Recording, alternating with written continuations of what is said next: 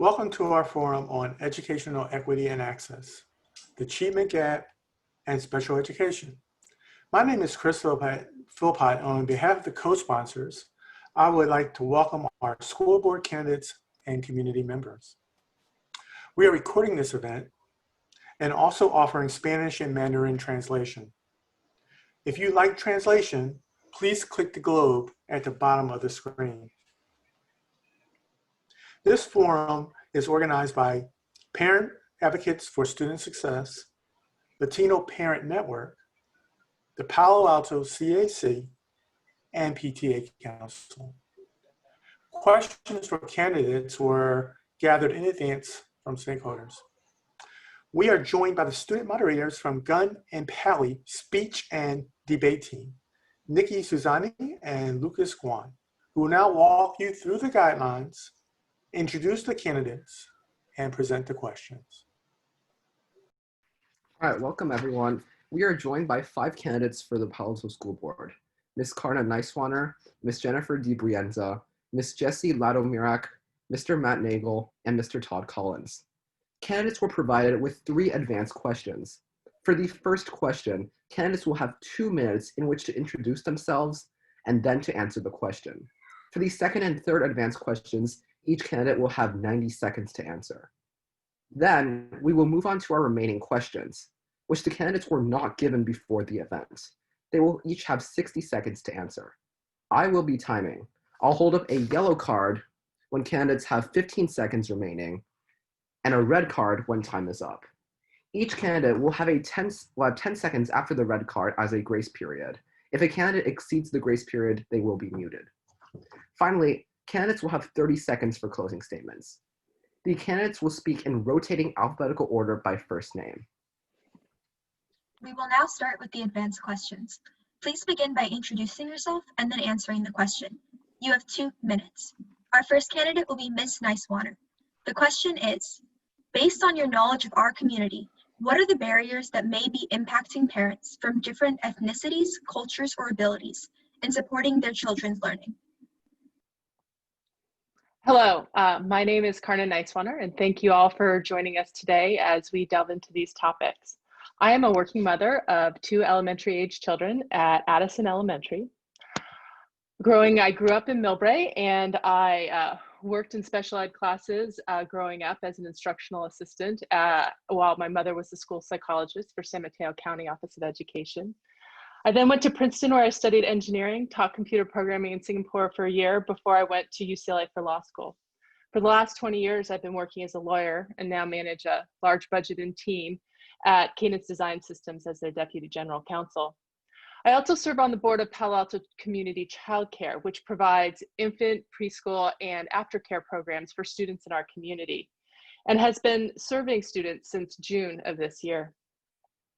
With this background, when I think about the barriers that are impacting parents, I think one of the biggest barriers is time and ability to engage. We have a lot of working parents. We have a lot of parents who don't have the time or resources to create curated educational opportunities for their children or to support various educational needs that different students have. And it's really hard to find that time and to find that energy to engage. And I know that when parents are engaged, when you have parents who have that time and energy, it's a lot easier. I think it's really important that we look to strengthen early childhood education and intervention.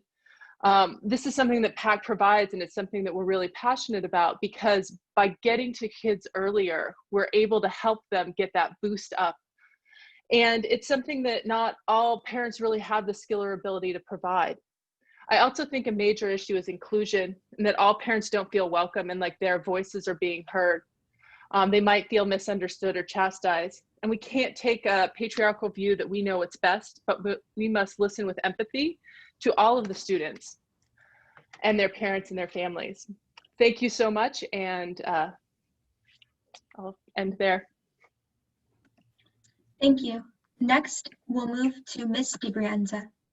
Hi, thanks. Thank you so much for hosting this really important forum.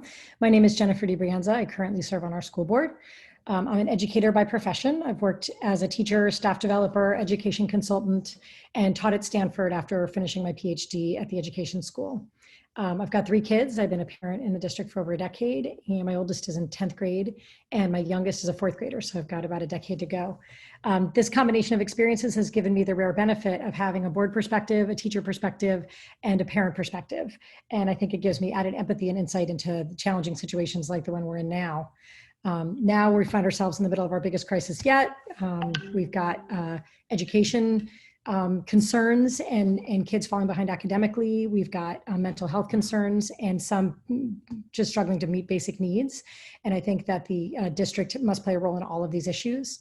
As for the question to the barriers that some families face, I think the biggest one in our district at least is that there is this game of doing school that many of our community have learned how to do and many aspects of our schools support. And some are really tuned into this game and some don't really know how to play the game because they didn't go to school here themselves or whatnot. And some are really kind of unaware that there's even a game that exists. And as long as knowing the rules of that game allow us, some kids to find a lot more success than others, I think that's really where a lot of our inequities are coming from. There are kids that benefit enormously from having parents that know how to play this game. So I think ideally I would love to alter our district in a way so that there is no such game to be played. But at the very least, we have to make sure everyone's on even ground. Pile on top of that, the systemic inequities, which I'm sure we'll talk a lot about today. And we've got pretty much a crisis on our hands. Thank you so much. I look forward to the conversation. Thank you. Next is Ms. Ladomirak. Hello, everyone. My name is Jessie Fletcher Ladomirak. I grew up in Palo Alto and attended Addison, JLS, and Pali, then Yale and Berkeley Law. I'm a former public agency attorney, and I'm now CFO and general manager of a remodeling company that I own with my husband. We have 4 kids in the district, 3 at Addison and 1 at Green. I'm running for school board to be a voice for children. My immediate concern is keeping them engaged academically and nurtured emotionally, as we all struggle with the challenges of this historical moment. COVID-19 and school closures are exacerbating the barriers families face in supporting their children's learning. Language is one obvious barrier. Many kids in PAUSD are the only English speakers in their homes. How many of us could help with schoolwork or troubleshoot with the teacher over Zoom in a language that we cannot understand? Family circumstances can also be a barrier. There are many families who work 2nd or 3rd shifts and are just not around in the afternoon to help. Some kids have to provide childcare for younger siblings after school, and now with distance learning, even during school. Other kids don't have a quiet space to work at home, or their families struggle with food or housing insecurity. PAUSD itself, however unintentionally, can also be a barrier. We lack a truly inclusive educational community, one where we all feel like valued stakeholders. Many of us who raise a concern with a teacher or with the district take for granted that we will be listened to and taken seriously. We do not question our right to speak up. Many parents, however, do not have the same confidence. So we're missing exactly the voice that we need, the voice of families who feel marginalized or excluded or disempowered. This creates a feedback loop that reinforces our existing culture and climate.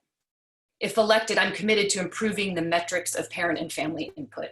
I will do so by proactively reaching out over and over again to make myself visible and accessible. It takes time to build trust, and I plan to keep showing up until I do. Thank you. Next is Mr. Nagle. Oops, unmute myself. Okay, you can hear me, right? One of us had to do it. Well, thank you for hosting us tonight. I'm Matthew Nagle. You can call me Matt. I'm running for the school board based on my educational experience and my leadership experience. These last 7 months have not been great, and they should be a lot better. A little bit about me: 16 years I've been a principal, 3 of them here in Palo Alto, 12 in other admin and teaching. My most recent teaching was transitional kindergarten, first, and 2nd grade all in one class. Presently, I'm in a doctoral program for educational leadership for social justice, much like what we're talking about tonight. My wife, Ms. Peñalosa, is a teacher at Escondido School in the Spanish immersion program. My son Mateo is a freshman at Gunn, and my daughter Anais attended Escondido and Sherman and is now a junior at Yale, studying chemical engineering, one of the few Mexican-American young women in that program. The top issue right now is getting back to school. We got to rebuild trust with our teachers and staff. We have to make things a lot safer. I want to ensure that my child and all of your children have the best school experience possible, and that means educational equity. And that includes skillfully addressing the achievement and opportunity gap. Every parent wants to help their child in their learning, but the learning must reflect and incorporate the child's ethnicity, culture, and ability. Now, the other candidates have mentioned a lot of barriers, so I won't repeat them. But let's talk about that game that we just heard about. The way to overcome the barrier of not knowing how to play that game is representation. And that representation should reflect our community better than it does right now. I hope as the only Latino candidate to represent not just Latinos, not just Black students and Asian students, but all students and families. We need that kind of representation right now. That's basically it. I do hope you vote for me. I'll have more to say in the upcoming questions. Thank you. Thank you. Finally, Mr. Collins. Hey, thank you. And thanks for having me. I'm Todd Collins. I'm the father of 3 kids, and we've spent 32 combined years in PAUSD with 1 more to go. I went to Harvard undergrad and Harvard Business School, and I've spent my career as a business person and entrepreneur, and I've spent the last 4 years as a school board member. When COVID is behind us, we're going to have the same issues that we had before, plus some new ones, especially pressure on our budget.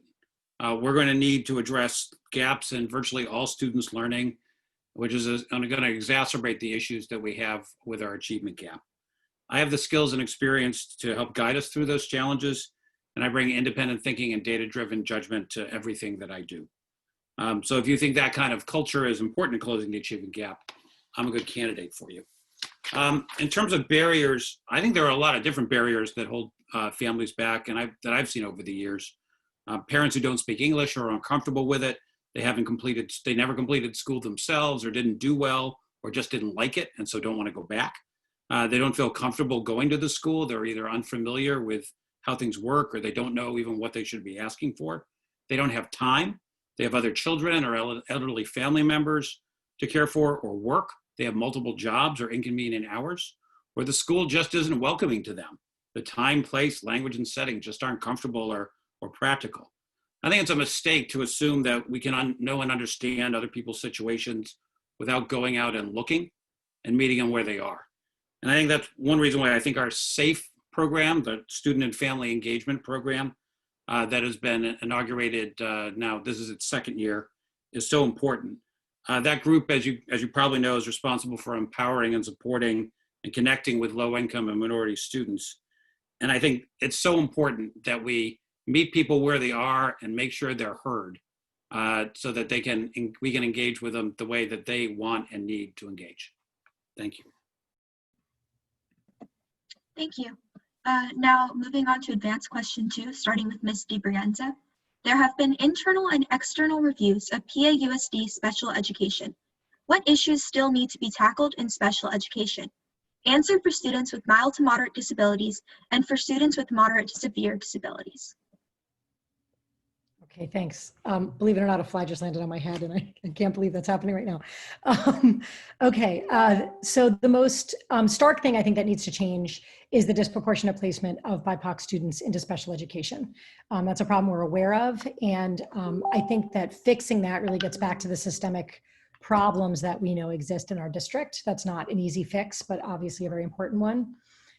Second, I think that right now, our dyslexia training in Orton Gillingham is on hold. And I think that a lot of our students are placed into special ed inappropriately because they haven't learned to read and write in the ways that we would hope.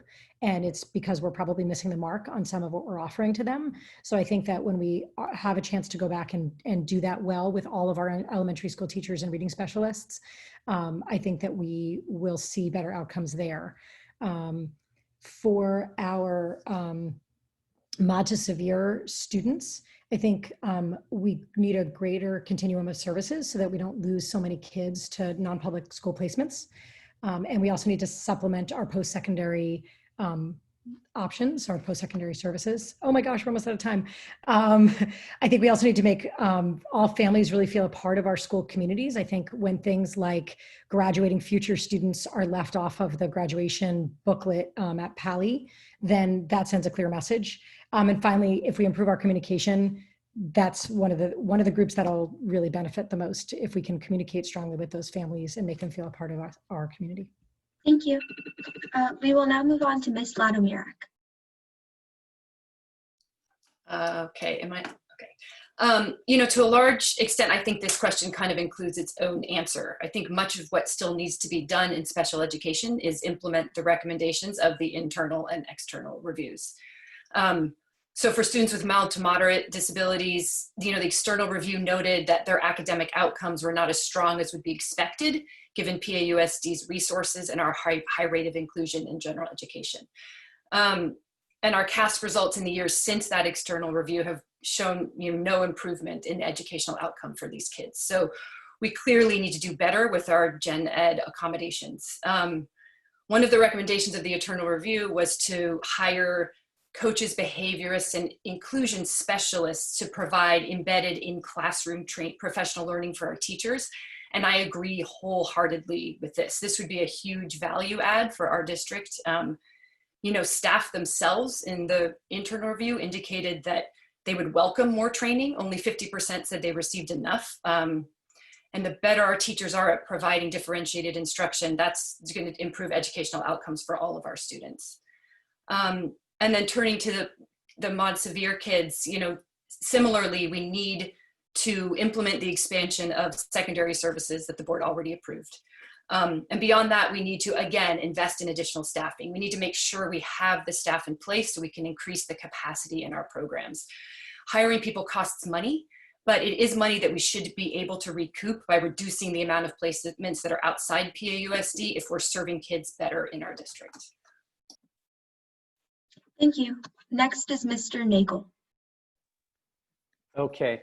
Well, I actually think Palo Alto has come a long way in the last 5 or 6 years, but only because they were hit with a bunch of lawsuits. And I know just last month, the board finally settled with a Mexican-American family whose child was bullied pretty horrifically, and they got $50,000. And that also, one of the good things that came out of that is that staff was provided with more training. But another good thing that came out of there, and I don't know if people picked up on it, was the Mexican-American mom said the reason she was filing it was she really felt she wasn't being seen or heard and wasn't being respected. And respect is what really resonated with me, because I remember that when I was here in 2009 as principal, things were okay. The relationship between parents who had students in special education was good. But when I left in 2012, it had really gone downhill. We had made some bad hiring decisions at the administrative level, and suddenly we turned to an adversarial nature in doing this. So I think we need to start looking at our parents even more so. What the to-do work, the improvement work, is continuing to reach out and be vigilant about being allies with our parents who have students in special ed, as opposed to being adversarial. We do need more training for those students, for staff that work with students with mild disabilities, because the inclusion in the classroom is really important for their instructional development. So I definitely support more training for them, so those students won't be left behind. Thank you. Next is Mr. Collins. Hey, thank you. Let me just start by saying the biggest issue isn't, like on most districts, is not funding. PAUSD spends over $35,000 on special education students for each student with an IEP, which is 75% higher than the median for our area and 50% higher than other basic aid districts like Los Altos or Santa Clara or Menlo Park. For comparison, it's over 3 times what they spend in Gilroy. We spend more per student with IEP than any district that I could find. And before COVID struck, I think we were on a good track and making solid progress. Like with many things in the past, we'd had compliance issues. Those have been largely cleared up. We push very hard for inclusion and co-teaching, sometimes further than appropriate and without providing training and support to actually make it work. I think we've gotten better at that. And we had frustration and had it in the past with the district's responsiveness, but I don't think it's nearly what it was 4 years ago. There are two major areas that I see us needing to address. One is dyslexia, which I hope we'll speak specifically about later on. I've been one of the champions of our initiatives there. And while we're among the leaders in the state, there's much more that we can do. And that will affect not only dyslexic students, but also other struggling readers in the early grades, many of whom do not have dyslexia. The other is creating in-district options to support IEP students who currently have to leave the district for school. The district actually announced an initiative for this last January, and we'll be getting back to it when things settle down. I think that'll help students both integrate with PAUSD and get better services than they've been getting outside.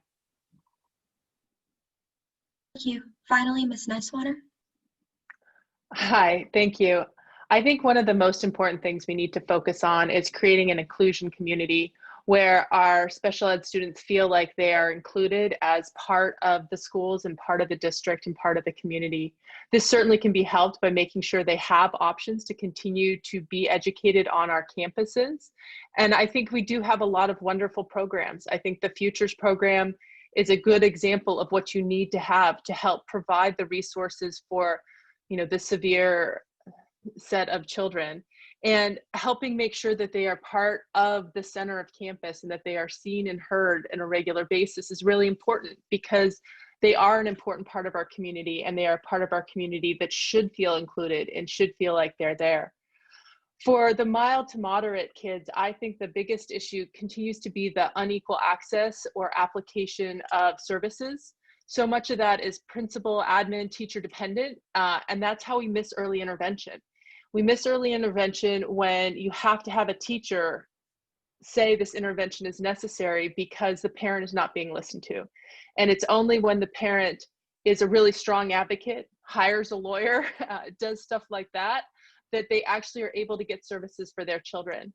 If we have, intensifying intervention at a successful steady state, many of these kids will not need IEPs or special ed in the future. But if we miss them early, we really set them behind forever.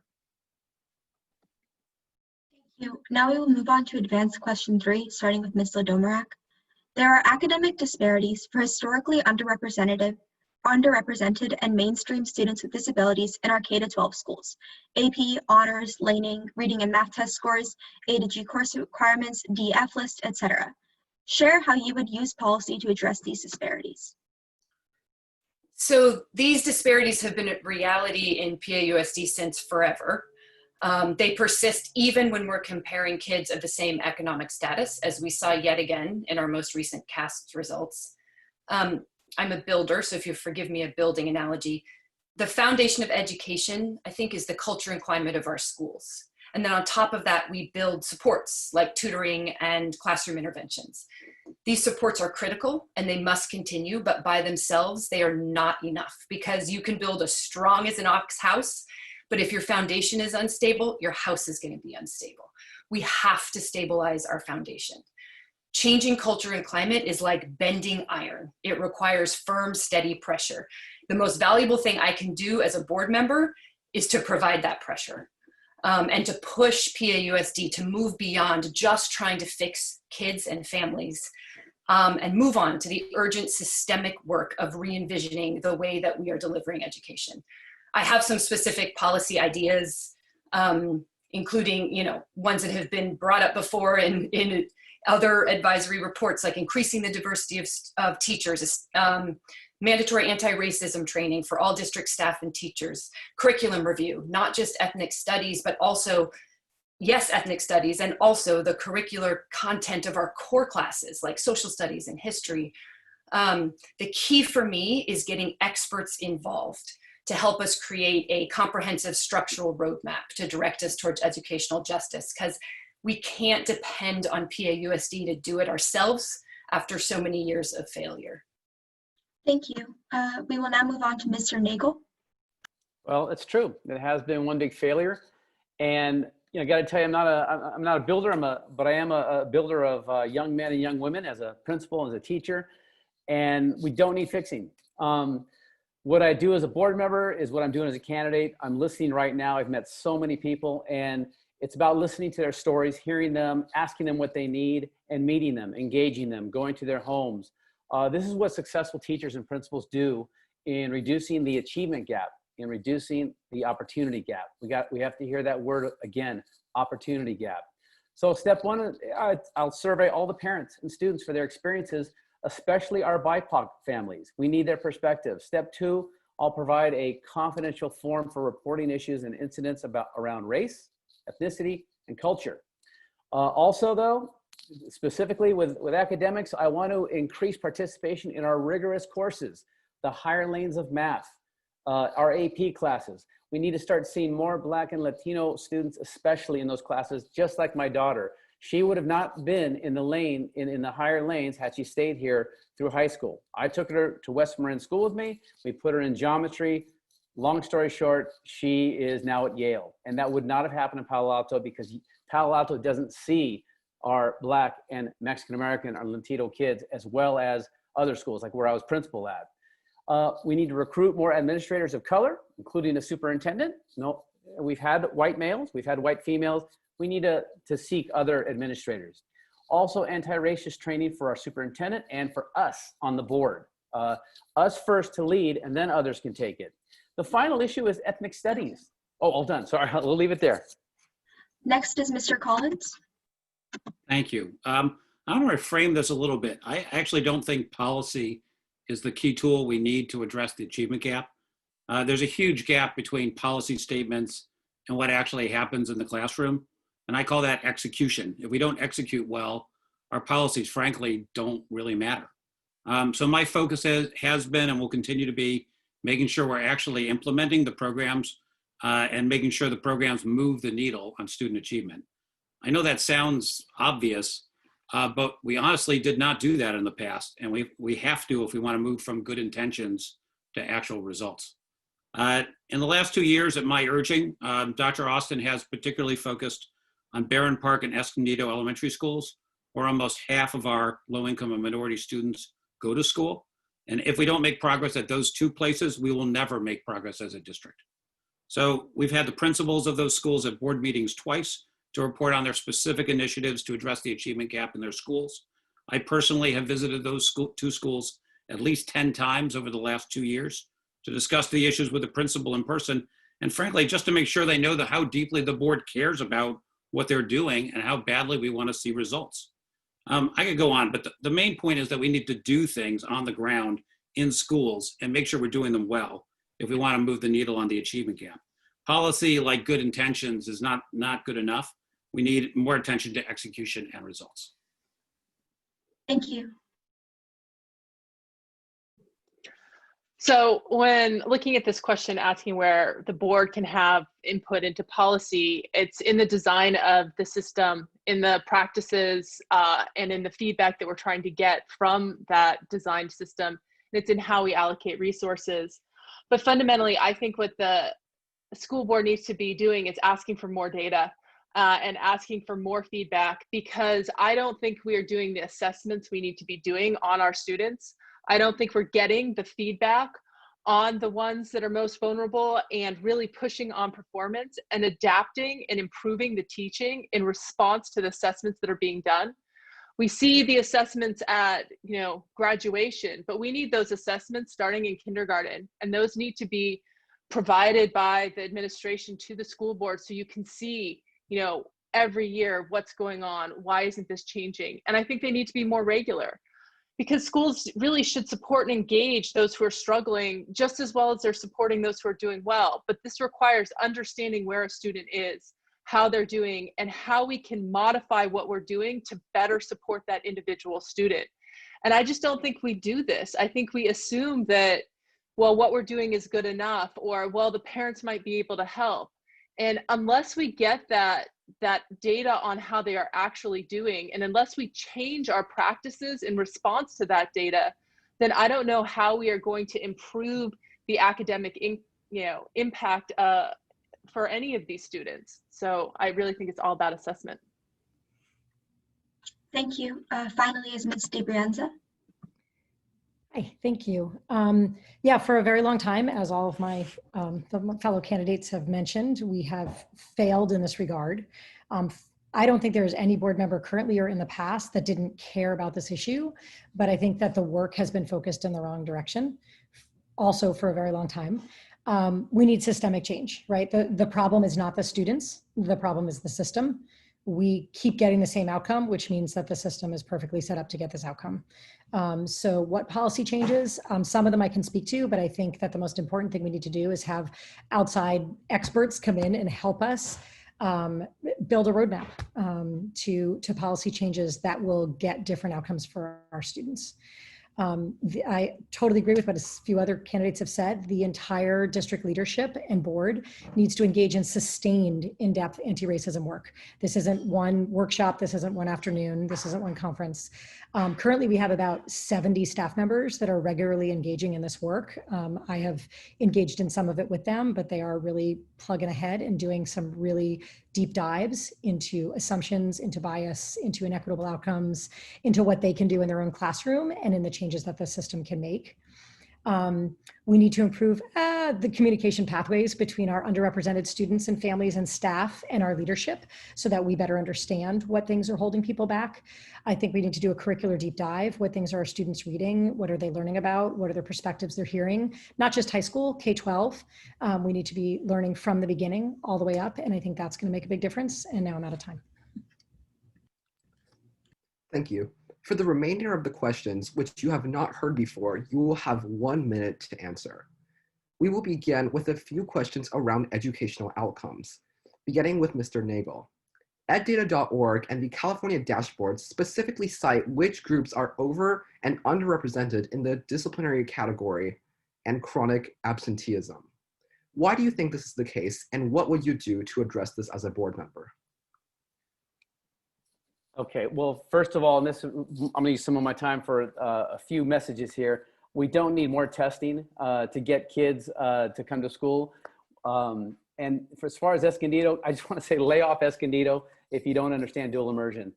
Those test scores are gonna go right up 5th grade, 6th grade, and 7th grade. It takes time. And so if you don't have your bilingual education theory down or your BCLAD, maybe you should stick to another subject. That said, as far as disciplinary, yeah, I've been a principal for 16 years, and I've had to suspend, I've had to even expel a few kids. It's gonna help to have administrators that look like our Asian students, that look like our Black students, that look like our Latino students. That's gonna help. That's gonna provide you know, some sensitivity, that kind of thing. And so, as far as chronic absenteeism, reach out, engage, make some personal connections. As far as disciplinary, get some better representation, get some leadership that represents the community and represents these demographic groups. Thanks. Thank you. Next, Mr. Collins. The way to address these issues, like many issues, is the board needs to lead by setting the priority. We need to state that this is a key priority. We need to get the plan from the staff. We need to make sure the plan is implemented, and we need to track to make sure we get the results. I know that sounds obvious, but we have never done it. We have never done it. We didn't care about attendance in this district until 2 years ago.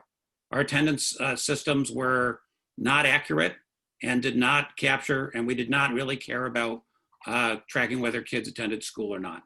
That has changed in the last 2 years. We now get a regular chronic attendance report at the board that represents, particularly for minority students at different levels of the system. And we are holding the superintendent accountable for increasing, reducing chronic attendance. And I think that's the only way these things can work. The board cannot be coming up with the ideas and saying, hey, go implement them. The board needs to set this as a priority and make sure the staff does its work. Thank you. Next, we have Ms. Nisewaner. So for attendance, I'm on the Addison Site Council, and we looked at those numbers because it was one of the goals was to improve the attendance numbers. And for us, the attendance was not necessarily low income driven. It was people going away on a lot of vacations and taking their kids out for enrichment opportunities. So I think the attendance issue in PAUSD is slightly different than what you may find in all other school districts. But I do think the other issue we're discussing here would really be improved if we have more bias and unconscious bias training. I think part of the reason why you see such different numbers over or underrepresentation in the disciplinary categories is that there is a base assumption that if somebody looks different from you or is different, then they must be worse or they must be doing something wrong. Where if the same thing is done by a white child, it's fine, it's just boys being boys. And I really think that that need for unconscious bias training throughout the school district is really important. And that's part of what it's creating disciplinary inequity. Thank you. Next, we have Ms. DiBrienza. Oh, thanks. Okay, thanks. I think that, well, so the question is, this is cited on the dashboard. I think it's cited on the dashboard because it's a problem in most places. It's not a Palo Alto problem specifically, but it certainly is a problem here as well. I mean, I think that this points to the systemic issue that we have, that we live in a society that is built on these inequities and these assumptions, and it plays out everywhere. So the question is, what are we going to do about it? I think that one of the big problems is that the approaches differ in that many approach these issues punitively and others restoratively. If kids aren't coming to school, there's probably many different reasons for that. And we probably often make assumptions as to what those are. But if we put programs in place that encourage better attendance and encourage kids to want to come to school, maybe there isn't a way to get to school. Maybe there's an anxiety issue. Maybe there's dread because they don't feel a part of this community. They don't feel welcome here. All of those reasons require a different solution. So part of our systemic work, I think, is really to look at what are the programs in place that can improve this. When it comes to that's right, it's so much shorter. Suspension and expulsion, really the same thing. It is very similar if we take a punitive versus a supportive approach. Thank you. Finally, we have Ms. Ladomirak. Yes, so for attendance, I think, certainly there's probably lots of different reasons factoring into that. Some, of course, has to do with family circumstances, and I think the family support staff is critical to reaching out to individual families and figuring out how to help. But as I said earlier, we really need to look beyond fixing kids and families and look critically at where we are failing as a district. I think, we put forward some good stuff in the PAUSD promise about restorative discipline practices. So great, let's get those implemented. Let's measure them. Let's make sure we're actually doing them. Beyond that, I'm really a huge supporter of MTSS, which is a multi-tiered system of support that really takes a proactive approach to identifying students with academic or behavioral needs through early assessment and intervention. And the approach is aimed specifically at improving the culture and climate of schools through teaching and reinforcing positive behaviors. So, this to me can really help with inclusion, and it could really help with getting at these systemic issues of bias and changing the way we're looking at kids' behaviors. Thank you. For the next question, we will begin with Mr. Collins. What is the value of having interim and cumulative reports on equity?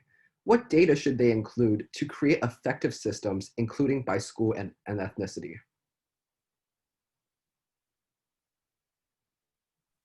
Great. I'm a big fan of increasing our routine reporting. That's something we really try to step up our game on, and we try to make it both more timely and more relevant. Things like the DF reports, which were new last year, are the first time we've actually had a non-trailing indicator of student performance that can actually be affected during the current year. For long-term indicators, I'm a big fan of the California State Dashboard, which, as mentioned in the last question, includes school climate, academic performance, graduation, college and career readiness. And those are areas that the state has told us are key areas, and anybody would agree, are key areas to make sure that we're on track and making progress, and that we can compare ourselves against both ourselves over time and to other districts that are like us and different than us. So I think I pay very close attention to those and track it annually and have build a large database of other districts to understand how we perform versus them as well. So I think that's a great indicator that we should pay attention to. Thank you. Next, we have Ms. Nisewaner. I think it's really important that we have reports that allow us to take or recommend or ask for recommended action on them, so that we're not looking at a class at the end of the year when nothing further can be done for them. I think it's really important that we start looking at these equity and other issues as early as possible, because the more we can do to intervene earlier, the more that students can be supported and we can make changes to our systems and our processes. You know, when I talk about assessment, I talk about it because it's a tool so that teachers can change how they're teaching and how they're interacting with kids to make sure they are getting what they need. These types of reports are providing the same thing. They're saying, hey, something's not right here. We need to make a change. We can't just keep doing the things we're doing. Now, it may be that some things take a longer time, and so you have to have that background, and that is the feedback you should be getting from the teachers and the administration on what will make the most difference to make sure long-term we're gonna have the most success for all of these students. Thank you. Next, we have Ms. DiBrienza. Hi, thanks.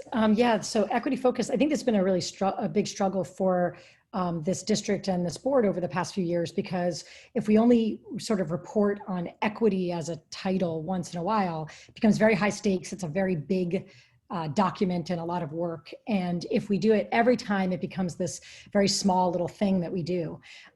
What I firmly believe is that we have to continue to elevate this issue, but this disparity in scores and outcomes is not going to change until we do the systemic work that I want to do. So I get frustrated because every single time we agendize it, before I open the packet, I know what there's going to be. There's going to be a big disparity in scores. Maybe there's going to be a little bump or something, but we are not going to see major change until we do the systemic work we need to do and that we keep fighting doing. So sure, we'll get a little bump here and there, but we are basically traumatizing students in our schools with racism and bias, and then we give them a tutor to support them. And until we stop doing that, we're not going to see a big change.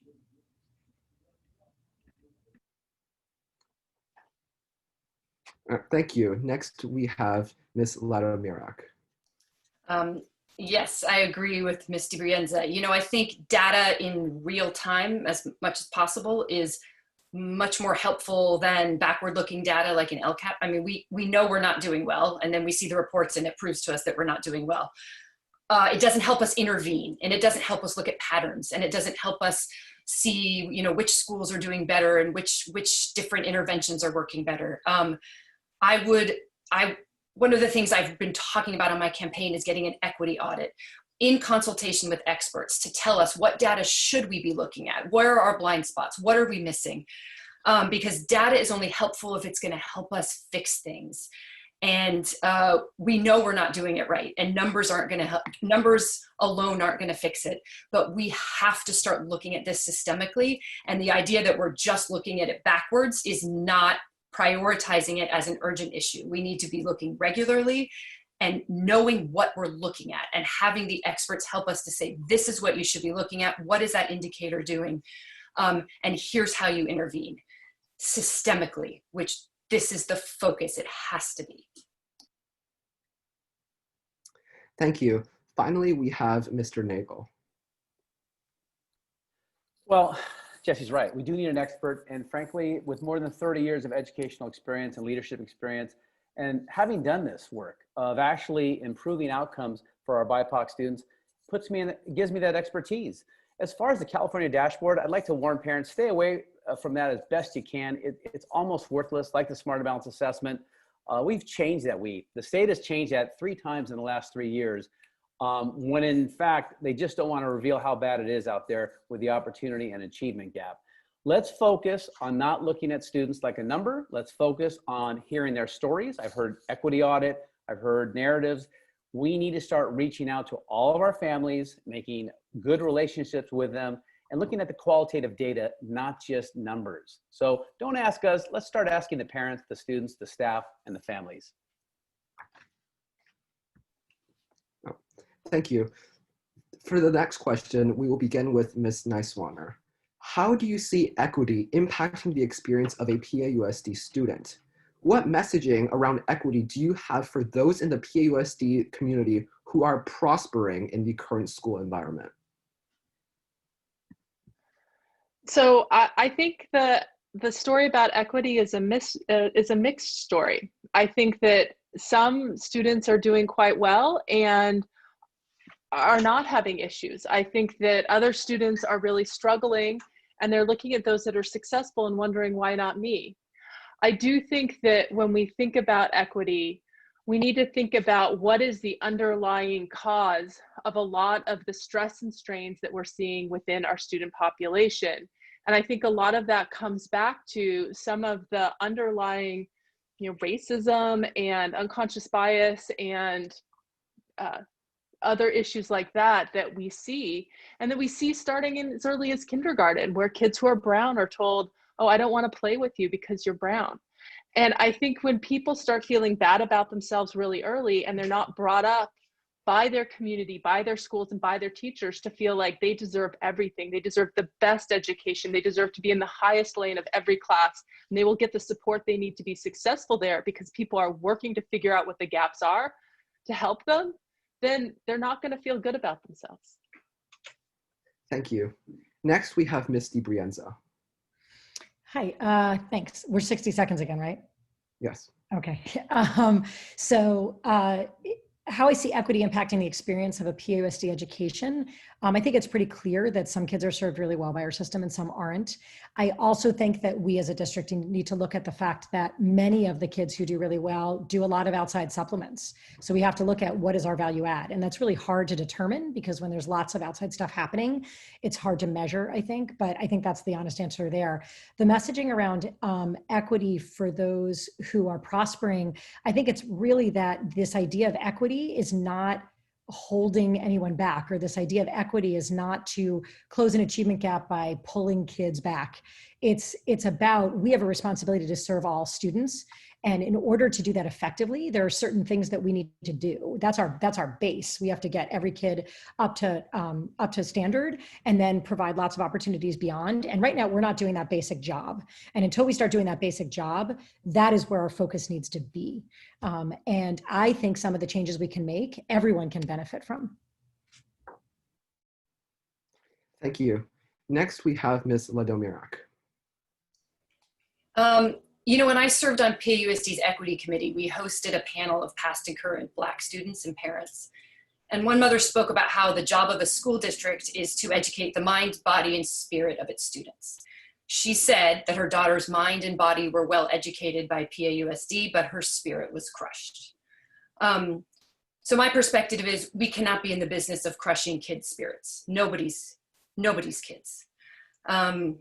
Another story, I was recently on a Zoom coffee and one of the attendees was a 19-year-old girl who just graduated from our school, so a white girl, and we were discussing issues of bias and inequity, and she was detailing lots of things that she thought needed to change. And then she said to me offhandedly, like it was too obvious to even be worth mentioning, well, and then there's all the blatant racism. And so to me, these two stories, we have Black students telling you what's going on, and we have white students telling us what's going on. So my message to those in our community who are prospering is this excellence versus equity debate is a distraction. We need to help all students prosper. And right now, some are not. Thank you. Next, we have Mr. Nagle. Got it. Well, there's little equity for our Black and Latino, for some reason our Latinos, our Mexican American students as well, subgroup Latinos, always forgotten, just pushed to the side. I don't know why that is in Palo Alto, because it's such a large group. But my message to parents, all parents in Palo Alto, is that nothing needs to be taken away from anybody, any student rather. More students need to be in those high lane classes, the rigorous classes. No one needs to be have that opportunity taken away from them. That's my message.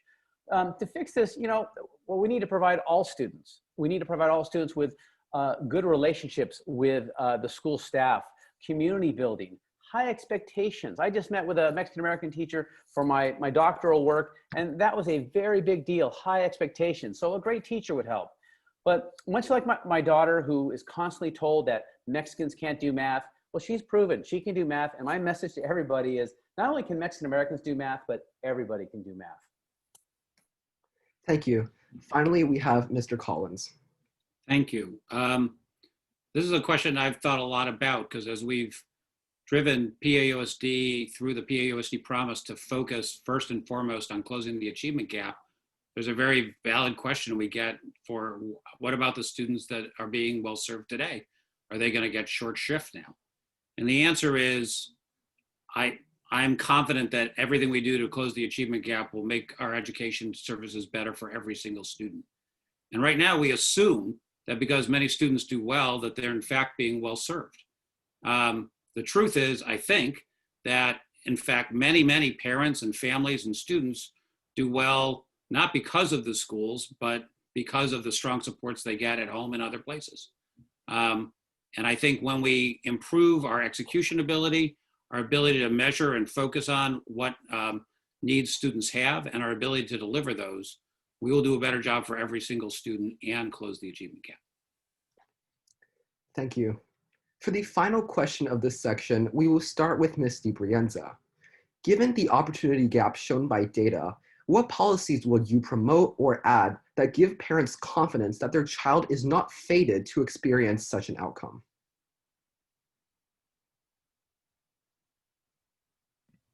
Am I unmuted now?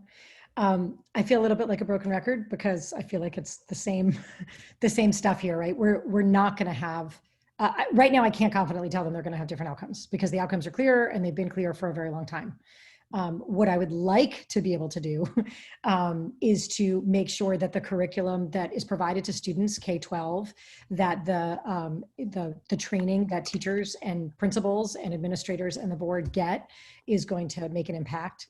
That the work that we have laid out over the past hour will lead to different outcomes for kids. What I can say is that now the board is set up so that we regularly get these updates about the kids that aren't doing well. And from kindergarten and first grade, our principals know student by student who isn't reaching, not about the CASP, right? But about like our benchmark assessments, our reading assessment, our writing assessment, our math assessments, who is at benchmark and who is not. And student by student, our principals are working with those kids.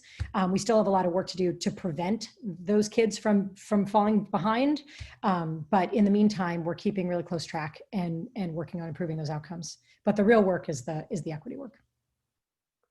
Thank you. Next, we have Ms. Ladomirak.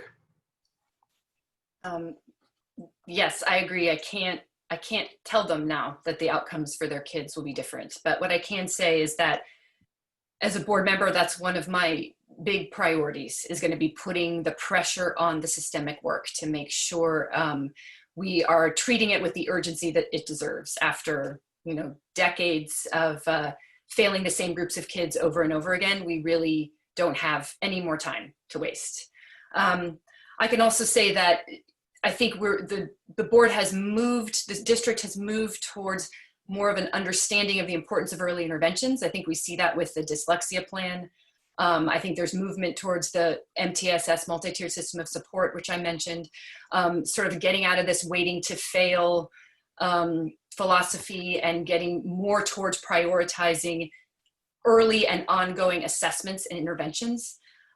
So if we're combining that with a new focus on maybe more regular equity data and seeing the patterns in the kids that are getting left behind, hopefully some of that gen ed work will help, but systemic equity is where we have to put the pressure. Thank you. Next, we have Mr. Nagle.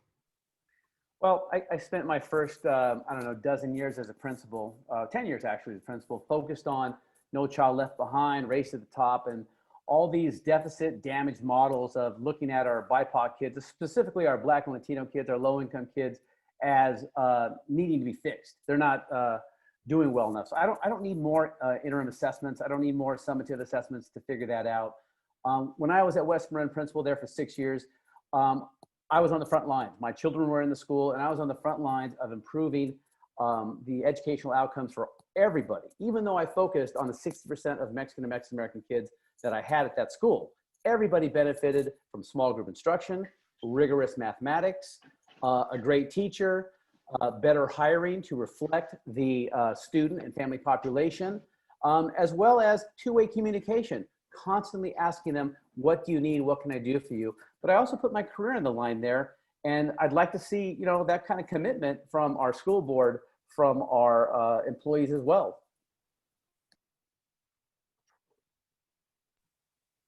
Thank you. Finally, we have Mr. Collins. Thank you. On Superintendent Austin's second day of work, July 2nd, must have been 2018, I gave him a presentation that said that the #1 priority for PAUSD should be to get 50% of low-income and minority students at or above grade level in 5 years. And that should be the sole focus of the district for the next 5 years. We didn't adopt that plan, but that plan became, or morphed into, evolved into the Palo Alto Promise, which in my view, the #1 goal of the district is to close the achievement gap. That's gonna take a lot of work. It's not gonna happen fast. It's gonna take a rigor and execution and discipline and persistence that we haven't shown in the past. But that's what I would show people. And what I expect to see and hope to see once we start getting data again is to actually see the needle moving in the right direction. Okay, so we actually have one more speaker. My apologies. Ms. Nisewaner, please go ahead. So I think for policies that need to be implemented, we need to empower our principals, empower the administration at the school site to put in place what they think will serve the students best. And I think this comes down to making sure you have the best possible teachers, that the teachers are structuring the school so that every student is really being pushed to meet their full potential. Schooling should support and engage every single student, and it shouldn't be about those who struggle and those who do well, but every student should be fully engaged. And every student should be pushed and pushed and pushed because they're all capable. But if you don't have the right teachers and you don't have the principals empowered to really make the changes in their schools, then I don't think from a policy matter, just having, you know, a guiding principle is really going to make a difference. It's going to be the execution at the ground level with the kids themselves. And that's where I think empowering principals will make a big difference. Thank you. Now we have a few questions about programs and practices. We will begin with Ms. Ladomirak. Please explain your understanding of the district's obligation to provide translation for families not fluent in English. How will you improve access for all events and communications? What is the responsibility of school sites and of the district office? So this goes to sort of the first barrier that I mentioned for families, which is that often kids, we have a lot of families where the kids are the only English speakers in the house. So the school sites can have responsibility in the sense that it's easier for them to know the families individually and understand which families, you know, even though they might sort of speak the language or can kind of communicate, actually really are not getting a lot of the information that they need. So I think a partnership between the district and the school sites is very important, but the commitment to making sure that every single family has access to all the information that they need to support their children's learning, that has to come from the district, that commitment and that follow through and making sure that that's happening. So for me, it's really, you know, how to improve access. As a board member, my job is going to be to hold staff accountable for making sure that's happening and not just sort of taking their word that it is, but really making sure and leaning into relationships on those school sites to check in with some of these family groups and make sure that they're getting what they need. Thank you. Now on to Mr. Nagle. There we go. Yeah, first of all, I hate it when my son is referred to as a minority, and the achievement gap happens because of the opportunity gap. And actually, this is one of the ways you can take care of providing addressing the opportunity gap is through translation. That was one of the ways I really created community in my last principalship. Was everything was translated into Spanish. Everything I said, every meeting I had, I personally did all the translation. I'm not even a great Spanish speaker. My wife has done it in Palo Alto. She's been sometimes paid, many times not. That's just the burden of being a Spanish-English immersion teacher. I'm sure it's the same at Mandarin immersion. So I definitely would vote, if not introduce, more funding for translation. It's one of the most basic rights, is the right to have access to the school district, the school board, and the classrooms. It's been gone through the Supreme Court and everything. So I'm definitely in favor of increasing funding for translation services. I will personally advocate for it. I'm doing it right now. But also another thing is I really think every next principal we hire should be bilingual in another language, and definitely the next superintendent should be bilingual. On to Mr. Collins. Thank you. My understanding, and I'm 100% sure it's correct, is that it is the federal law that we provide translation services for anyone who is not proficient in English, both for a wide range, virtually every service that we provide that requires interaction by a parent. That's at the school site, that's at board meetings, that's for district communications, that's for report cards. There are no exceptions, and that is an obligation under federal law. So like any compliance matter, the board's job is to make sure the staff actually complies. Believe it or not, we're better now than we were 4 years ago, when we routinely did not send out announcements in Spanish or in Chinese, and now we do.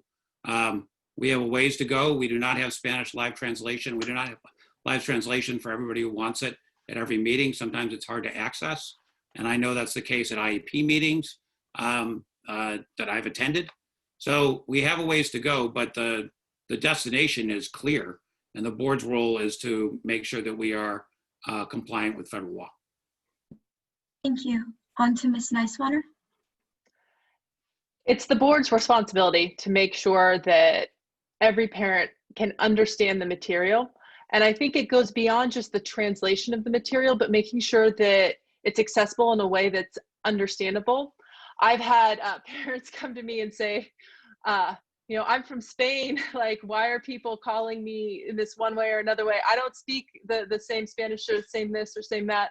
So I think we need to also look at the fact that, you know, in our schools, there's 10, 12, 15 different languages spoken. And one of the things that's done well at elementary is finding the partner family that can help explain how to access everything within the school. Because it's not just about translating and saying, this is what I have just said, but this is what I've just said, and this is what it means for you. You have a right to this. You have a right to different things.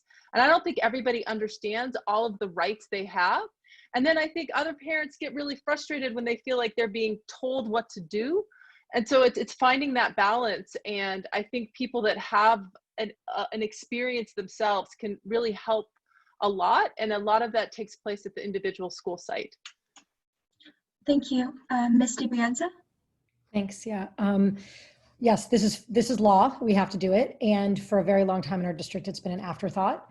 I have had many conversations with staff about making sure that things initially get sent out in at least the 2 other languages that we typically translate into. That in and of itself is not sufficient. We have speakers of other languages here besides those 3 languages, but that hits a much wider swath than just sending it out in English. I'm not actually sure if we have, last I talked was 2 weeks ago, and we were talking about buying a service where you literally, in any situation, you need a translator, you call up a number, you say what language you need, and you have got someone on the phone that is translating with you. And it is for any language. And that is a huge benefit. I'm really glad that it's something that we're doing. Although it reminds me of really how far we could, and I think we should go. In the spring, when we first shut down and many families were really struggling, there were lots of community members and lots of groups that stepped up to help in many ways. And one of the things that some members of the Latino Parents Network did was not only translate, but actually say what the contents were. So if you are not able to read it, but you are a Spanish speaker, you can just listen to it. It's like a little podcast and you can listen to it. And I think that is where we should be. Next question, we start with Mr. Nagle.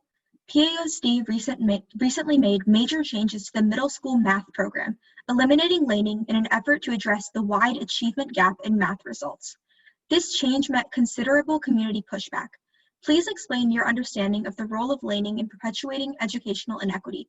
Do you support the recent middle school math reforms? I support it in the sense of I want to see what happens now. We're trying something different. That's not a bad thing. If we went back, I probably would have focused more as a board member on putting more students in the higher lanes. That's the real issue to me. Like I said, my daughter, very good student, obviously, was not in the high lane. That test that they talk about was keeping a lot of people out of that high lane. And so basically you had a lot of people being kept from rigorous instruction. Now, hopefully, as a board member, my concern and my focus is that within these new classes, that there is the same high level of instruction, the same rigorous curriculum that all students are being presented with. Because that's really the key. I don't want to take anything from anyone. I want to increase offerings for everyone. Thank you. Now on to Mr. Collins. Hey, first I want to clarify. What was done with middle school math is that first, for sixth grade, the program was accelerated for everybody. It's still an unlaned program that instead of doing a year of review is now focused on doing the first year curriculum for every student. The outcome for the plan for the 7th and the 8th grade changes has not been finalized. It was going to be determined by a review of how the 6th grade program was going. And I don't know what the status of that at this point is, since we've had such an unusual year. But I just want to clarify, there's been no decisions made at the board or the staff level that I know of about how 7th and 8th grade will be handled. Laning is something that's present in 98% of American high schools, and I think it's going to be present in ours. I think our educators do a great job of reviewing best practices across their own district and all other districts to try to figure out what the right number of lanes and the character of lanes they should have. And I know they will continue to do that. And that leads to fewer lanes. I know closing the achievement gap is one of their chief objectives. And if having fewer lanes leads to that, I'm confident that they will do it with the board support. Now on to Ms. Nisewaner.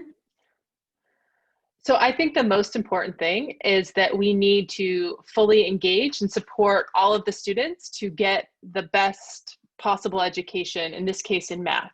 And I think that, as has been stated before, we need to make sure we're not leaving kids behind, or we're not putting kids in a lower lane when they have the potential for more. And I don't know that these tests that are being done are actually successfully implementing putting kids in the right lane. But I do think it's important to provide some form of differentiated education, because not every student's the same and not every student has the same interest. While one student may be really strong in math, they may struggle greatly in English. And so they may be at different levels in those subjects. And so we need to support them at where they're at. And I don't think the teachers have I don't think it's so easy for the teachers to differentiate their instruction within a particular class. And so we need to make sure that all of our classes are rigorous, and all of our classes, whether laned or delaned, are making sure that every child is really being pushed to their full potential. Thank you.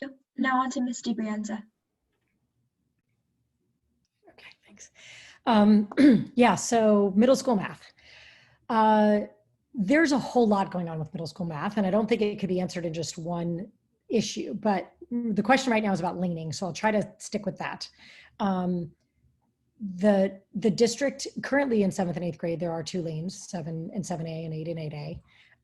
And there is widespread belief among students that you need to be in the A lane or there's something wrong with you. And that lane moves a little bit faster. I think we have a very steep culture here of trying to move fast instead of going deep into content. That's something that we have long valued in this town in a whole lot of different areas, but specifically in math. And I think that we serve all kids better when we take a little step back and we go deep. I have taught in lots of classrooms where there is no laning. In lots of schools, I've taught in schools where there is laning. No laning is really an ideal situation if you have the right culture and teachers and professional development and climate and everything else. I wouldn't advocate for that here right now because I think that we are not prepared to do it. But I do not think that taking away lanes holds anyone back if you do it the way it's intended to do. Ms. Ladomirak?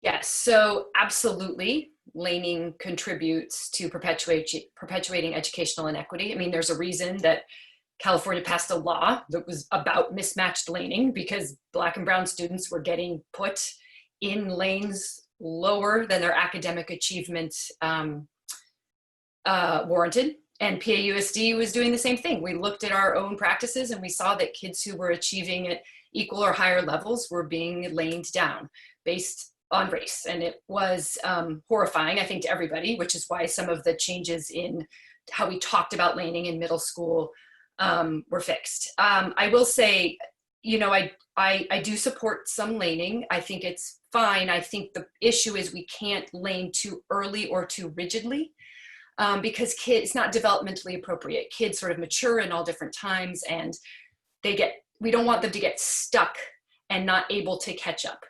And then sort of making decisions about their secondary school achievement when they're like 12. So for the current middle school math, we need to measure it. We need to look at it. It's not going to fix inequity by itself, but let's make sure that the results are what we want.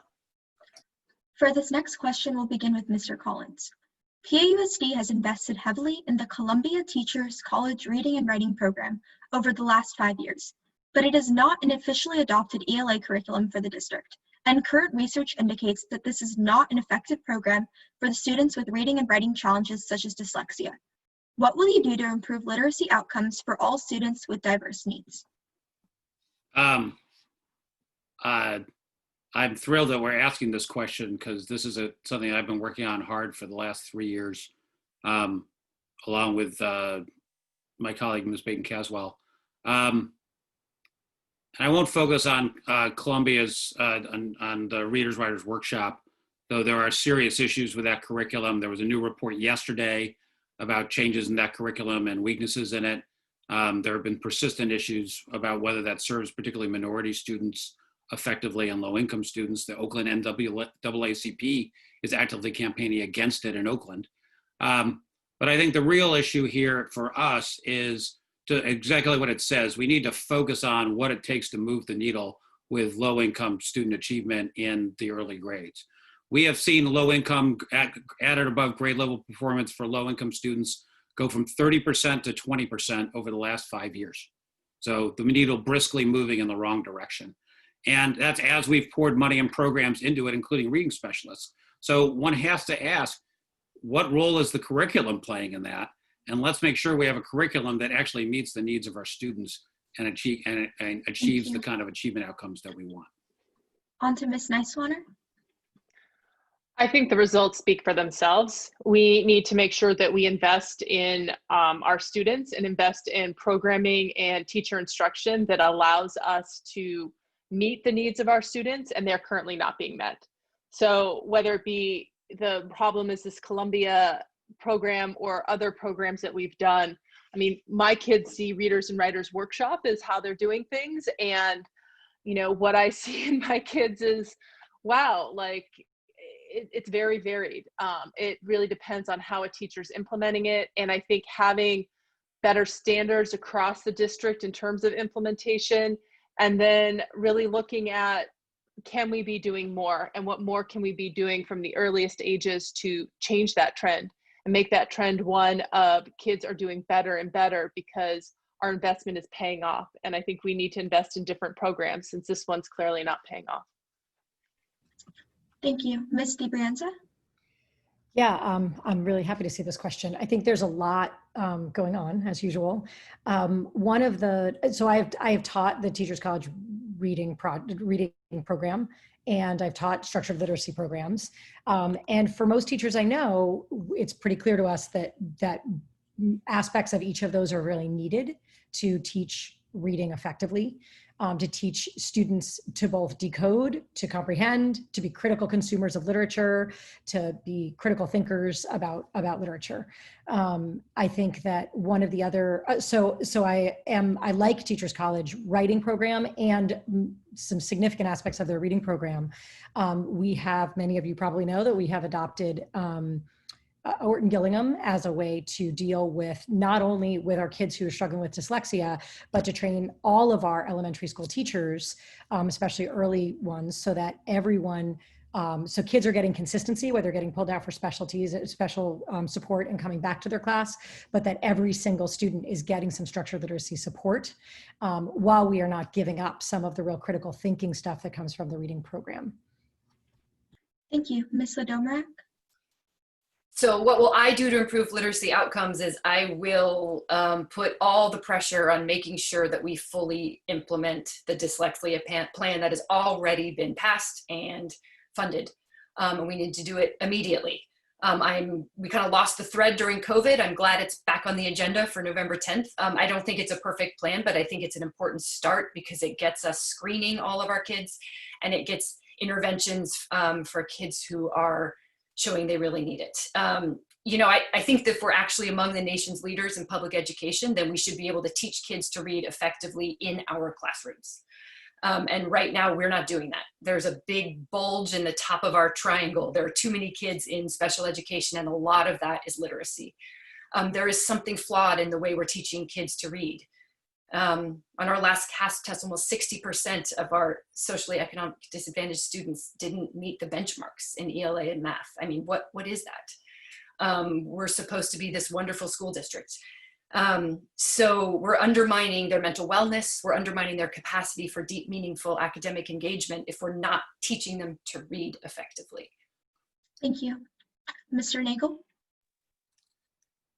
Well, first of all, I don't think the Columbia program, there is some studies out there say it doesn't work so well. Others say that it does. But regardless of these programs, it's people that matters, not programs. I have said that many times. I apparently need to keep saying that. It's your staff, it's your personnel, it's these relationships that matter, not these things that come in a box. Not gonna do anything. As far as dyslexia, my gosh, the current board has had years to handle that. Why they haven't, that's on the board. It's why we need change in leadership. When I was teaching at Bodega Bay earlier this year, I was doing transitional kindergarten, first and second grade, 4 different grade levels. Who in Palo Alto could handle 4 different grade levels, 2 different languages as well. And I had programs there as well. But it came down to what writers, I used Writer's Workshop. It came down to the idea of small group instruction, one-to-one instruction with all those grade levels I had to manage. I had 15 kids and I did it. And I did it well. My students learned how to speak English. My students learned how to read and write. Sure, I would have liked them to go even faster, but I didn't focus on what they didn't know. I focused on what they did know and I built upon that. Thank you. Last question for this section, beginning with Ms. Nisewaner.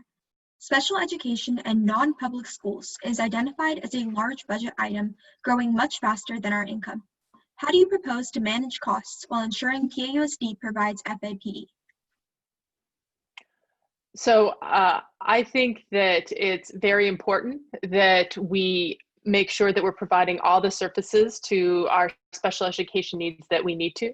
We are a well-funded district. We are providing more to these students than other districts are, but it is not at the expense of anyone. It is just what we have to do and what we should be doing. And I think that by creating programs on site and not having kids leave our district or go to special programs outside of our district, we can make sure that they are getting the best education possible, that they are integrating into the community, which I think is very important, that they be part of the student community, and that also it will be a less expensive alternative than using those private schools. So I think the answer here is to focus internally and make sure we've created and have the right resources to support these students because we have the funding to do so. Thank you. Ms. DiBrienza? Thanks. My answer is not actually that different. It's something that the board and the district have been working on for a little while now, is understanding, looking at the number of kids that have to go to a non-public school, and some of them are very appropriate. It's exactly where those students should be, but there are many placements that we are placing where kids could stay in our district, and it would both be a money saver and it would let kids stay in their home school district. which is wonderful, something we really like to do. I also have just recently spoken with several parents whose kids are in NPS placements who are absolutely thrilled with the placement and have told me, you know, PAUSD sees how happy we are, and they've got to know the staff there, and they're finding out that this is really a good placement. So I think that as long as we need non-public school placements, really identifying the ones that are really good partners for us, that are located in good spots, that are providing the services, that are doing a really good job with it. Both that and us working to provide a wider continuum of services is the way to go, I think. Thank you. Ms. Ladomirak? Yes, there are always going to be some kids who need non-public school placements. But the percentage of PAUSD special education kids in non-school placements is over 8%, which is over twice the California Department of Education's expectations. So this high percentage is a strong indicator that our special education services are deficient. We absolutely should be able to serve more of these kids within our district. The placements cost the district a lot of money. So from a purely fiscal perspective, we're not using our resources efficiently, but this is about more than money, right? This is about serving students. Our kids shouldn't have to leave the district, their friends, their community in order to be educated effectively. And then second, given how many families we know are leaving, we know there are so many more that are not taking that step. They're staying in the district and their kids aren't receiving the education they deserve, which is contributing to inequities again. We need to invest in more staff to increase our capacity, as was recommended by both external and internal reviews, in order to keep more of these kids in our district. Thank you. Mr. Nagle? Oops. Well, I've been in the business over 30 years, and I know Palo Alto, we had a disproportionate amount of Black and Latino and low-income students in the special education. They shouldn't have been in there. My own uncle, when he was a boy, he was misdiagnosed as mildly mentally retarded. That's how it was said in those days. My grandparents took him out, put him in Catholic school. Long story short, UCLA, Harvard Law School. And that happens too much with our Black and Latino and low-income students, is that we immediately say there's something wrong with them because somebody has a number that says so. And we go to an SST, student success team, student study team. We get testing done, they go to IEP, and oftentimes those students get stuck in special ed for their entire lives, instead of it serving as an intervention, a tier 3 intervention where they get what they need and they return fully and don't need those services anymore. So the costs are going to keep going up because I don't see the culture of how we treat our Black, Latino, and low-income students changing. We're just going to have to budget more. But a quality teacher can address that in the TK, first, second, and third grades, rather than getting on that path. Mr. Collins? We talked about this before, and I think Mr. DiBrienza gave a good summary. I don't view high special education and NPS spending as a problem. I view it as a sign that we are doing things above and beyond what other districts do to meet the needs of our students. I think it would be great if we brought more of that in-house. I think we do an even better job, and it would be cost effective. The other part of it that I haven't heard people discuss is compliance. A number of the other part of, aside from NPSs, is settlements, which are where we send a kid to a school other than our own school as a negotiated settlement with the parents because we've determined that, or judges determined, that we are out of compliance with in terms of the special education process, and the settlement is how we cure that. That was a serious problem when I first joined the board. We were signing settlements literally every board meeting or two. There was a new settlement coming up. We've significantly improved our compliance game, and I think now as a result, we're doing fair and appropriate processes for students, and we're seeing many fewer settlements. Thank you. The next set of questions are about the classroom experience.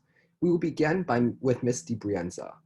For students who think differently, ASD, ADHD, dyslexia, differentiation in the classroom is essential for student success.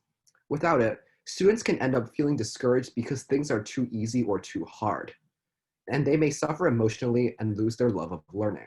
How do you compare a differentiated or strengths-based approach to standardization? Thanks for this question. This is a really interesting one.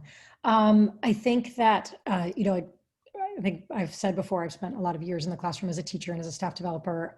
And this differentiation is probably the biggest thing that gets talked about in how you serve the needs of all students. And I think that really doing this, I feel a little broken record here, but doing project-based work, critical thinking work, connection, integrated work is really what lets kids with lots of different learning styles, strengths, whatnot, find a way to engage. It's when it's really automated, or I guess in this case you'd say standardized, that you serve a narrower band of students. So it's something that I think our elementary schools have gotten fairly good at, but are working more at. And I think that our secondary schools, it depends on the teacher, but I think that some are teaching that way. And I think that coming from strengths, if teachers think of it that way as a strengths-based approach, then they can find a way to bring a student into just about any activity. It's if we have that very narrow band that we're losing lots of kids and not serving them well. Thank you. Next, we have Ms. Ladomirak. Yeah, I agree. In a truly inclusive, what we call a universally designed classroom, accommodations and supports for kids are going to be embedded in the environment and the lessons plans, so they can access what's most efficient for them to learn. And this really requires a teaching environment that is set up to do this. So I feel like I'm, a broken record also. But to go back to recommendations of our reviews, our teachers are telling us in surveys that they don't feel like they have enough training on how to do this, on how to provide accommodations in general ed classrooms. We do a good job with having co-teaching classrooms, but we don't do a great job of tracking what services, what interventions are being used, what practices are being used in those classrooms, which ones are working. So I really think that this is sort of, again, a district-wide commitment to thinking, moving beyond the kind of waiting to fail approach, a very standardized approach, and looking at how do we intervene early, how do we assess kids early, how to create our classrooms that are inclusive of everybody. Thank you. Next, we have Mr. Nagle. Okay, well, there's no escape from differentiation in any classroom. I just, of course, told a story about my time in Bodega Bay teaching transitional kindergarten. That's a mouthful. Kindergarten, first and second grade. But the students' levels, kids don't all come in the same level, even if they're the same age or the same grade. So there's going to be differentiation needed. And I remember I had a kindergarten student who was more advanced in mathematics than one of my second graders.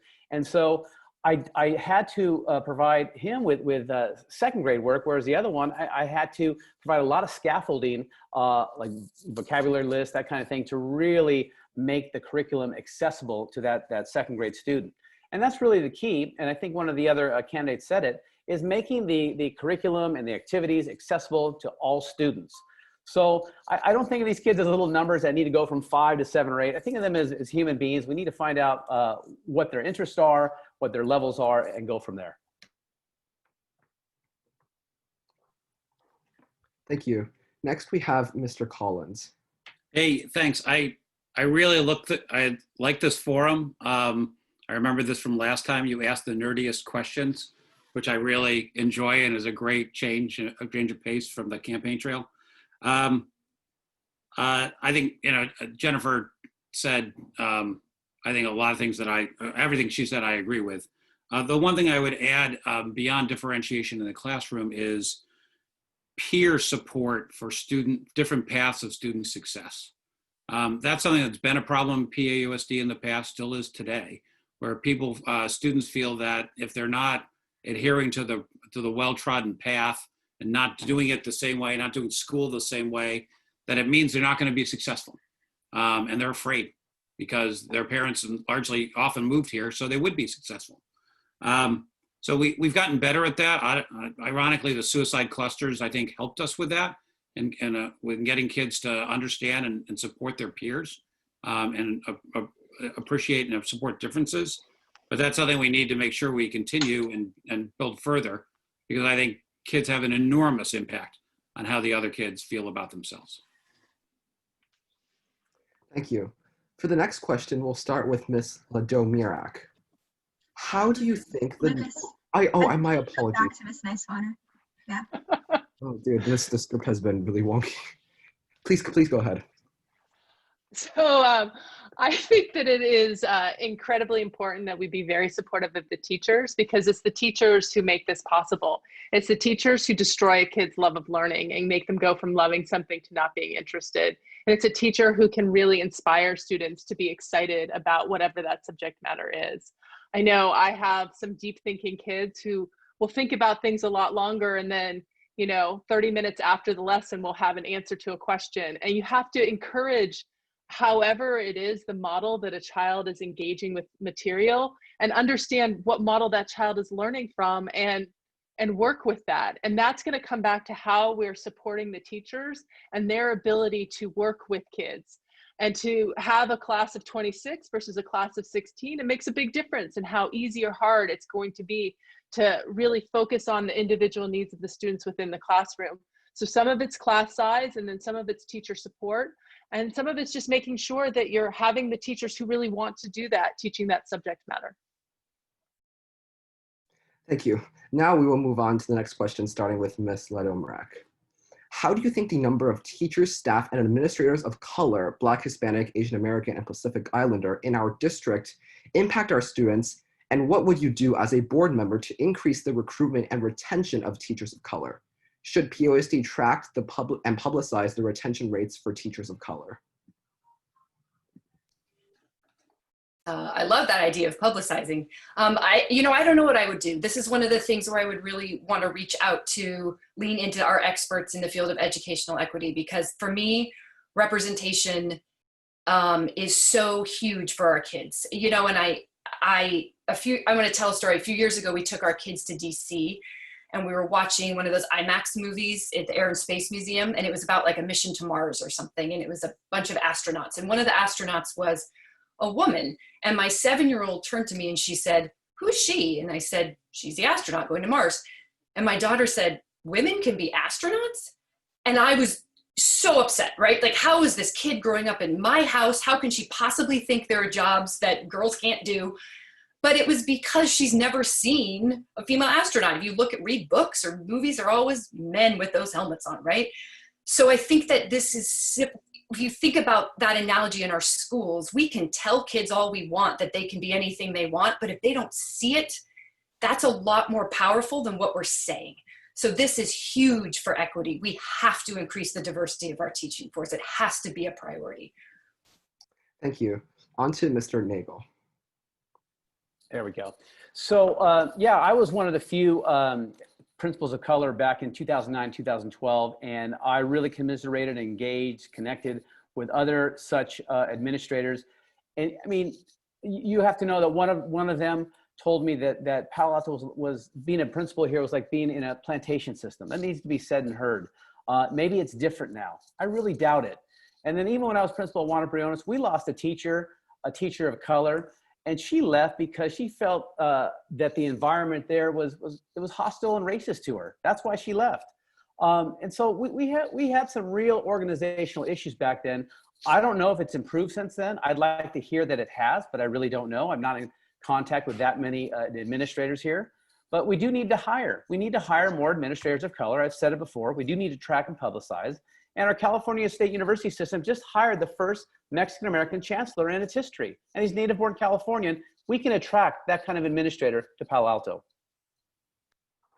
Thank you. Next, we have Mr. Collins.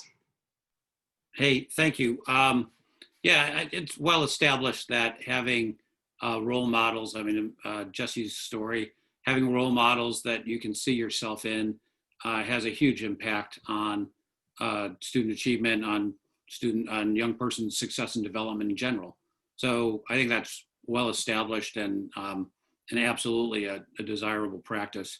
The district has very aggressive minority recruitment and retention policies in place. They have not generated the kind of results that we'd like to see. And I think, like anything else, tracking and reporting that at the board level is, the single most important tool that the board has. There's a saying that what gets measured gets managed.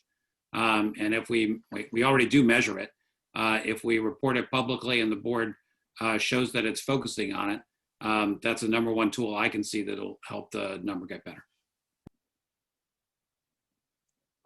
Thank you. Next, we have Ms. Nisewaner. I think one of the major issues in this space is that we don't necessarily have a community that's inclusive.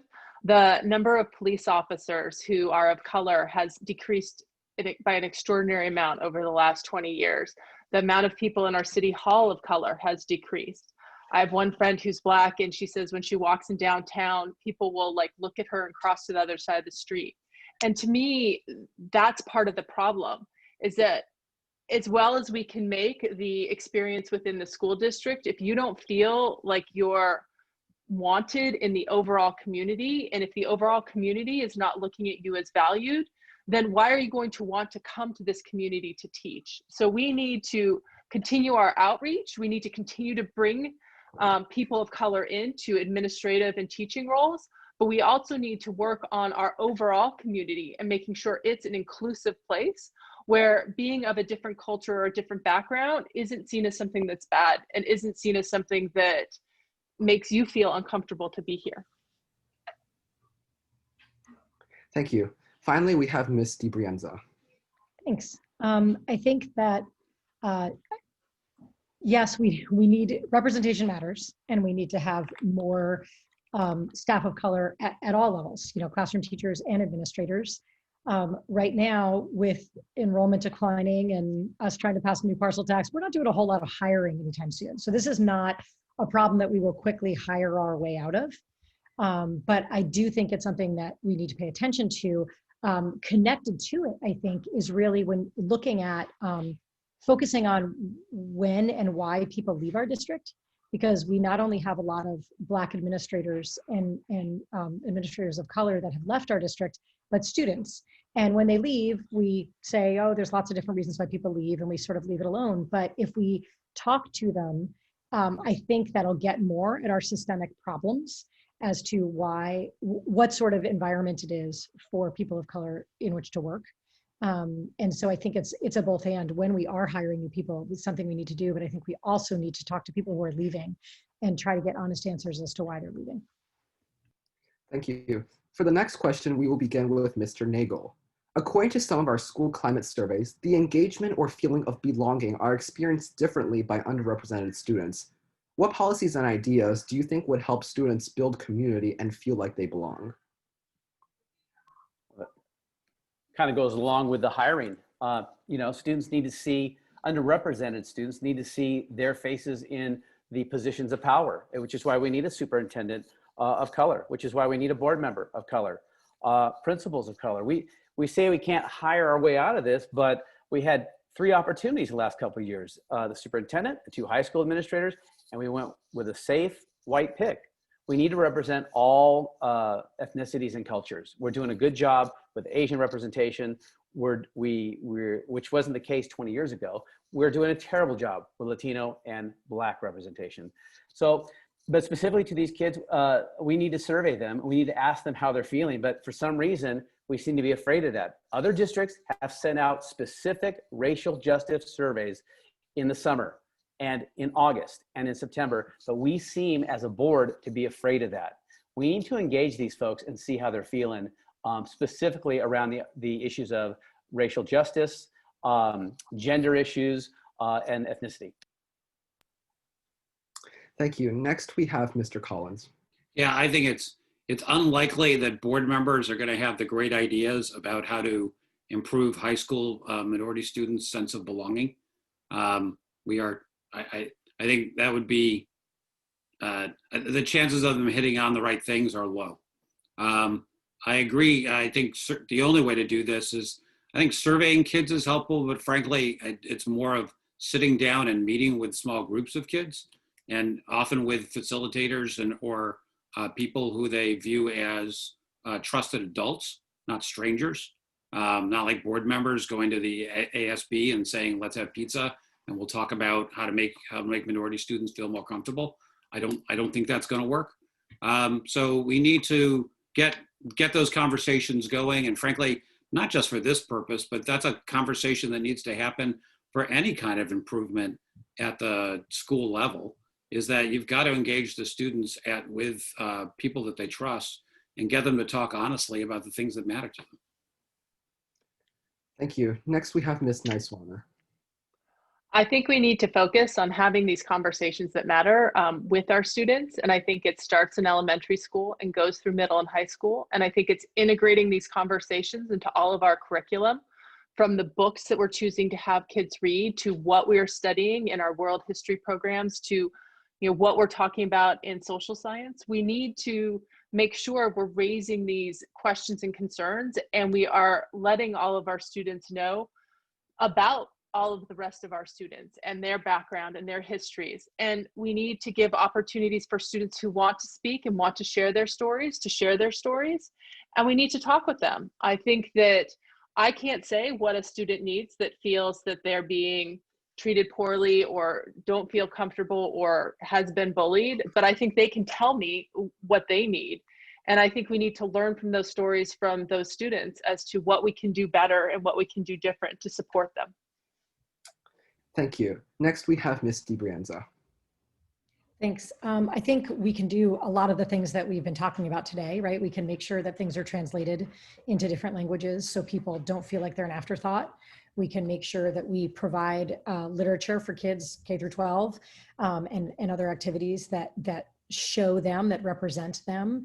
We can be more aware whether we teach the California Ethnic Studies curriculum or some other ethnic studies curricula and opportunities to diversify what it is that kids are learning so people can see representation in their schoolwork. I think that also Mr. Collins touched on it a little bit, that not only having conversations, but who talks to these students matters, right? If we want people to feel heard, if I walk into a bunch of kids who don't know me, I don't know that they're going to open up to me. So finding safe specialists, teacher advisors, trusted any community members to really listen to students. And then for us as a district to listen to what those people have learned. I think also making sure that there are affinity groups available as safe spaces for students. I mean, I've recently had conversations about the BSU at Pali not feeling like the ASB can be trusted. And so what do you do to break that down so that a very important student group can feel connected to the rest of the groups? Thank you. Finally, we have Ms. Ladomirak. So the first thing we have to do is we have to ask our students. They're the experts on the culture and climate of our schools. They are living the impacts of all of the decisions that we make. We can speculate as adults about what they need and what they want, but we need the metric of their voice. I've talked about how I want to establish student task forces at each high school around issues specifically of bias and educational inequity. And I don't want to tell them how to get the voice. I want them to tell us how they're going to bring the representative voice to the board. I think the Student Rise Task Force is a great example of that, where the students got together after the task force that had the adults on it and said, okay, we have our own ideas of what we need to talk about and how to do it. And they went about surveying their own peers. I do think we have to talk and we have to facilitate conversations. In the Panorama survey that our kids did in the spring, 9% of middle schoolers and 16% of high schoolers said that they talked enough about race. Our kids want to talk. They're telling us that. We have to facilitate that. We have to give them a voice. All right, thank you. Now we have time for one last question, beginning with Mr. Collins. What is your stance on Proposition 16 about affirmative action and why? I don't have a position on 16. I voted in favor. I can't remember what favor and against for 16 was, but I believe in favor was to approve the ability, make it so the state could make choices to have policies that recognized race, gender, ethnicity, and so on. And I voted in favor of that.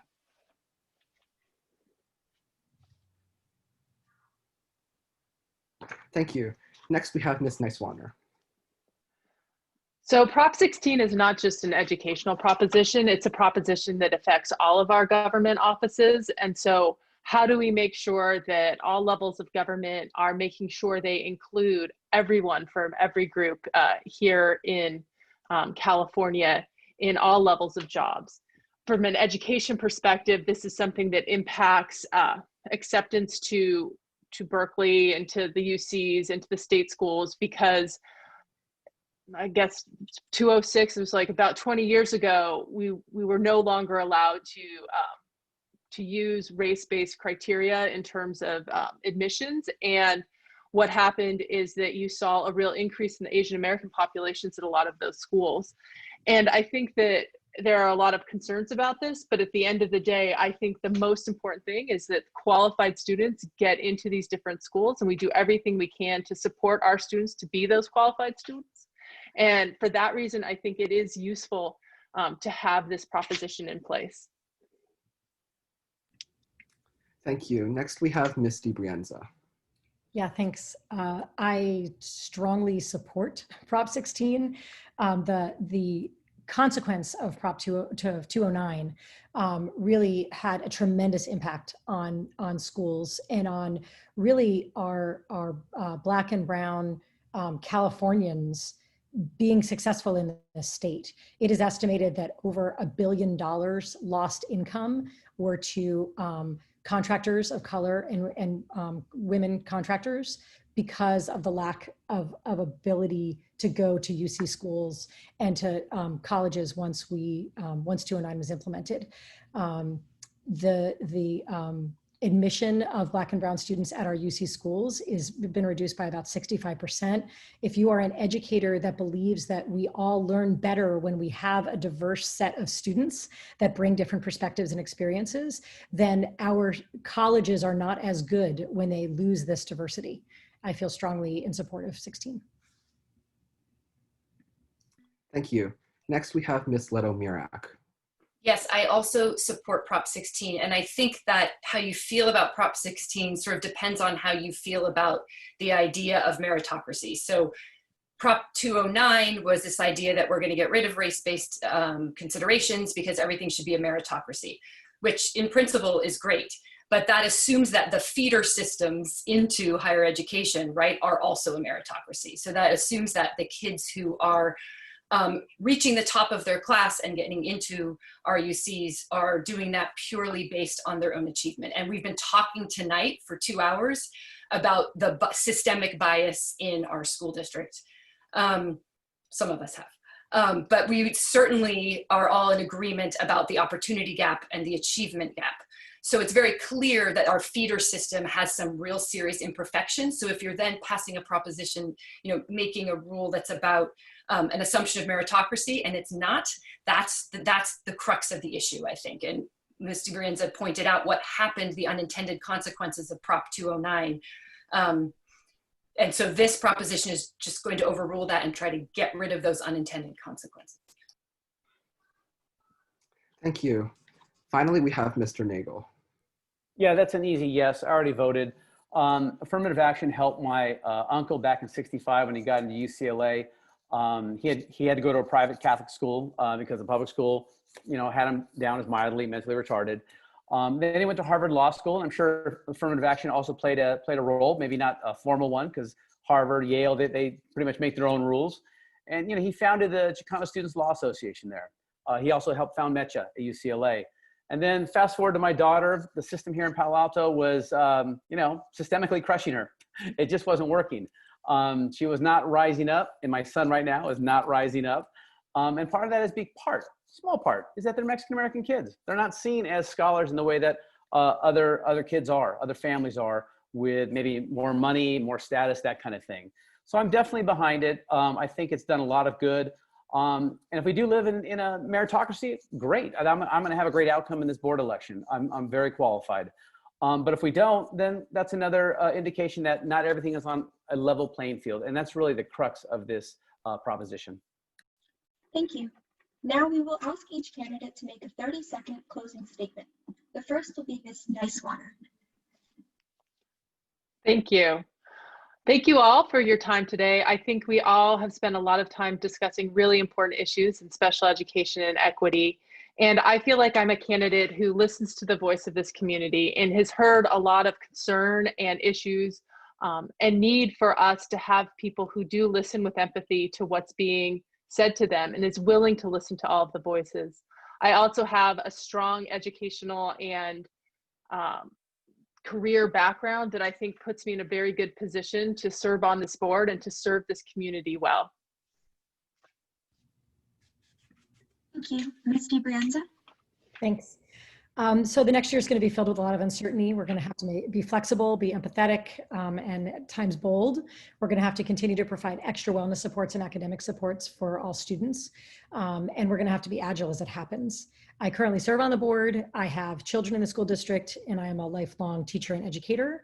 I think that now is the time for experienced leadership, empathy for all stakeholders, and renewed efforts to build systems that are rigorous, just, and equitable. Beyond COVID, we have important issues that remain. We have a dyslexia plan, yet we have yet to fully implement. We are still aligning secondary courses and grading standards and assessments, and we need the systemic work of serving all kids equally. Thank you. Thank you. Ms. Ladomirak? Yes, thanks again to everyone for coming tonight. I just want to close with a couple words about our kids. You know, kids are funny and smart and strong and kind and wise. Their capacity is limitless, and they deserve schools that make them believe all those things about themselves. By many metrics, PAUSD leads the nation in public education, but I believe we can be even better. I believe we can be the gold standard in providing all students with an education that is academically enriching, equitably delivered, and fosters the mental wellness and resiliency they need in order to thrive. Thank you. Mr. Nagle? That goes by so fast. Well, let me just say, Nikki and Lucas, you guys did a fabulous job tonight. I'll gladly give you 15 of my seconds here. I think you're hearing some mistakes over the last 4 years. I'm for a change of leadership. It's a good thing we had changes in 2018, 2016. We need changes again. I hope to be the first Latino on this school board in almost 30 years. We need a board member that doesn't refer to Latino, Black, and Asian students as minorities. Stop minoritizing me and my family. We're people. All right, so make sure you visit principalmatt.com, and thank you very much. Thank you. Mr. Collins? Thank you. Anybody who's watched enough of our board meetings has seen this, which I'll read. It says, we simply can't call ourselves a great school district if we're not getting great results for our most challenged and least resourced students. And I don't know exactly what all our goals should be, but I know that one's right. And we have not done that in the past, and that's the #1 priority for me, and I think our district at this point. And that's if I'm reelected, that's the priority I'm going to maintain going forward. Thank you, Mr. Collins, and thanks to all the candidates for participating. We're going to hand it back to Chris. Thank you, Nikki and Lucas, for moderating this discussion. And thank you all, candidates, for joining us this evening. And thank you all for the community members who came out and joined us for this forum. Good night.